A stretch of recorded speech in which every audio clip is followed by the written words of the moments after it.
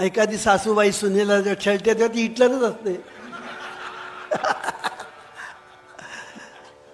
फक्त आपण तिला हिटलर म्हणत नाही एवढंच काय तर, पण तिचा तोरा जो असतो तो हिटलरचाच असतो.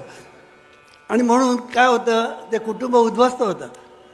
सासू सुनेला छळते त्यावेळेला ते कुटुंब उद्ध्वस्त होतं. कळलं की नाही? तिला कळत नाही आपलं हित. मगाशी नाही तर ते आपलं हित कशात आहे हे त्या सासूला कळत नाही. कळलं की? आणि तिला कोणी शिकवतही नाही आपलं हित कशामध्ये आहे. जर त्या सासूला कळेल ना तर आता सासू त्या सुनेचा नवरा कोण? हिचाच मुलगा ना. आता तिला जर छळलं तर त्या मुलाला बरं वाटेल काय? तो मनामध्ये कुढत राहील. मग त्या मनामध्ये कुढत राहिला ना त्याचा परिणाम आरोग्यावर होईल, शरीरावर होईल.